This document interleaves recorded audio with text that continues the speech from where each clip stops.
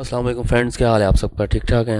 उम्मीद है सब ठीक होंगे। अच्छा, आज जो मेरा टॉपिक है वो है यहाँ पे जो हालात इस टाइम हो रहे हैं वो मैं आपको बताऊं कि टर्की में हालात जो हैं दिन ब दिन महंगाई बढ़ रही है। तो नया बंदा जो भी आने वाला है वो जाहिर है वो सोच के कुछ आता है, तो यहाँ पे आगे हालात चेंज होते हैं। यहाँ पे आते हैं तो आप ये देखें कि आपके पास कम से कम मैं बता रहा हूँ कि 6 महीने का खर्चा होना चाहिए। अब खर्चा कितना है? खर्चा एक फैमिली का जो है मैं आपको बताता हूँ कि 3,000 लीरा जो है वो खर्चा है एक फैमिली का। 3,000 मिनिमम है। यानी कि आप एक उस पे खाना पीना, रेंट बिल वगैरह दे सकते हैं। यानी कि उसमें इंजॉयमेंट नहीं कर सकते आप कि आप कहें कि आप बाहर जाके खाने खा रहे हैं या डिफरेंट काम ब्ला ब्ला।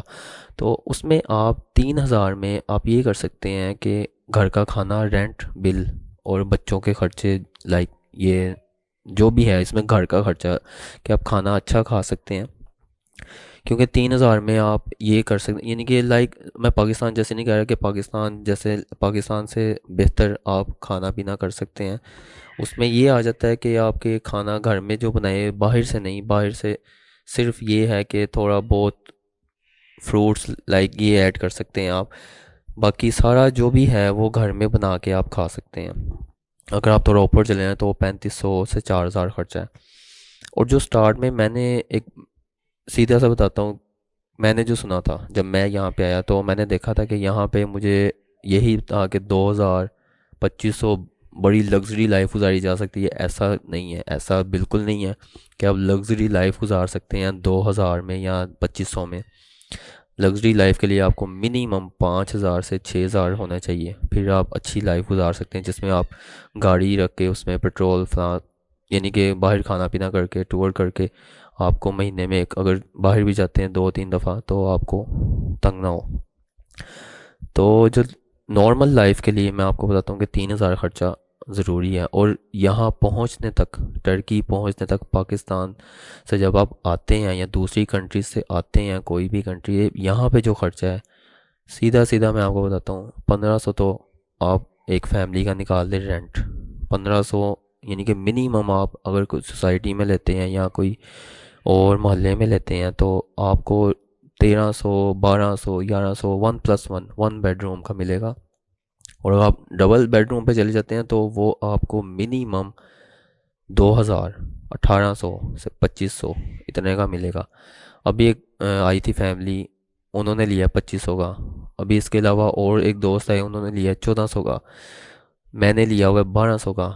एक और यानी कि जानने वाले हैं, उन्होंने 1,100 का। यानी कि ये रेट जा रहा है वन बेडरूम का। मैं बता रहा हूँ कि 1,400 का, 1,300 का, 1,200 का और 1,100 का, ये वन बेडरूम का रेट है। और आप किसी मोहल्ले में चले जाते हैं, लाइक वहाँ पे किसी एरिया में, कोई लो लेवल का एरिया, वहाँ पे आपको जो है मैं कह सकता हूँ कि 800 का मिल जाएगा। तो ये जो एरिया जो मैं रेंट बता रहा हूँ वो ये बता रहा हूँ कि आप अच्छे एरिया में रह सकते हैं। उसके अलावा लाइक इधर जो एरिया है, बेलीगुरु जो एरिया है, वो एरिया में अगर आप जाएं तो वो 2,500 डबल बेडरूम, अगर दो फैमिली हैं डुप्लेक्स लेते हैं 3,500, 3,000 इतने में डुप्लेक्स मिलता है। डुप्लेक्स ये यहाँ पे होता है सबसे अपर लेवल का, जो यानी कि अगर आपकी बिल्डिंग है 10 फ्लोर की या 15 फ्लोर की, तो सबसे ऊपर वाला जो होता है वो डुप्लेक्स होता है।